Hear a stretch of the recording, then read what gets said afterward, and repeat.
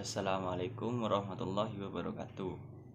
Nama saya Taufikur Rahman, NPM 718212623, Fakultas Ekonomi dan Bisnis, Prodi Manajemen.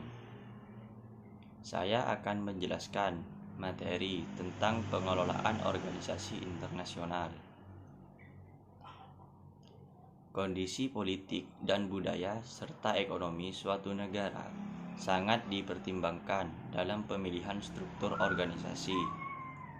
Dengan kondisi demikian ditambah dengan keinginan asal perusahaan multinasional dalam mengendalikan cabang juga sangat menentukan berbagai macam desain dan struktur organisasi di mana dalam memilih dan menggunakan tergantung beberapa faktor. Faktor pertama, keinginan home office mengendalikan semua kegiatan luar negerinya. Yang kedua, permintaan luar negeri local market. Yang ketiga, personal yang bekerja di sana. Selanjutnya, struktur organisasi dasar. Struktur organisasi yang digunakan berbagai perusahaan multinasional yang beroperasi di negara lain tidak jauh berbeda dengan yang digunakan di negara asalnya. Namun, perbedaan muncul karena adanya faktor kondisi negara tujuan dan keinginan kantor pusat home office dalam mengendalikan bisnis luar negerinya. Struktur operasional internasional. Salah satu penyusunan struktur organisasi internasional yang awal adalah memasukkan semua cabang yang ada di berbagai negara ke dalam satu divisi yang disebut operasi internasional, di mana selanjutnya berkembang sesuai dengan kebutuhan dan dikembangkan berdasarkan operasi internasional. Struktur divisi internasional. Dalam perusahaan internasional yang terus berkembang,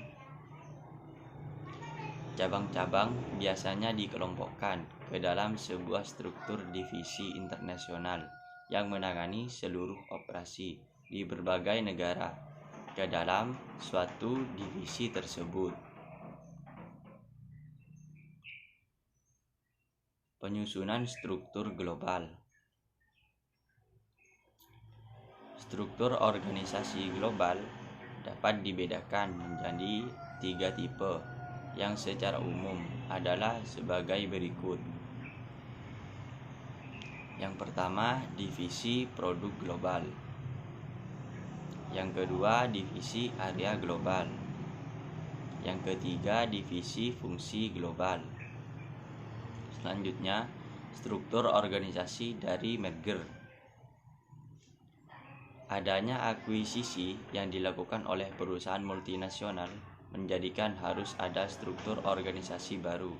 Penyusunan struktur organisasi baru diharapkan adanya sinergi antara struktur organisasi perusahaan yang mengakuisisi dan yang diakuisisi. Struktur organisasi dari joint venture. Ada beberapa struktur organisasi dari joint venture. Yang pertama, adanya perjanjian kerjasama yang dilakukan 2 atau lebih perusahaan multinasional, menjadikan mereka harus melakukan koordinasi atas keseluruhan barang yang dikerjasamakan. Yang kedua, dalam perjanjian kerjasama dapat dilakukan hanya sebagian saja seperti produksi, pemasaran, atau keuangan. Yang ketiga, struktur yang dibangun untuk melakukan kerjasama tentu bersifat lebih fleksibel dan tidak bersifat tradisional. Struktur organisasi dari Keiretsu. Keiretsu merupakan struktur organisasi yang terkenal di Jepang Selain besar dan vertikal, juga terdiri dari banyak perusahaan yang tergabung dan bekerja sama satu dengan yang lain secara lebih dekat. Contohnya Keiretsu yang dibangun kelompok Mitsubishi ini terdiri dari 28 anggota inti yang terikat bersama dengan saling bertukar kepemilikan dan bisnis jangka panjang. Karakteristik organisasi. 1. Formalisasi adalah sebagai penggunaan struktur dan sistem dalam pengambilan keputusan, komunikasi, dan pengendalian. 2. Spesialisasi adalah kemampuan individu secara khusus dapat melakukan tugas-tugas tertentu. Yang ketiga, sentralisasi merupakan sistem manajemen di mana pengambilan keputusan yang penting dibuat pada tingkat puncak. Kebalikannya adalah desentralisasi. Demikian penjelasan dari saya. Kurang lebihnya mohon maaf.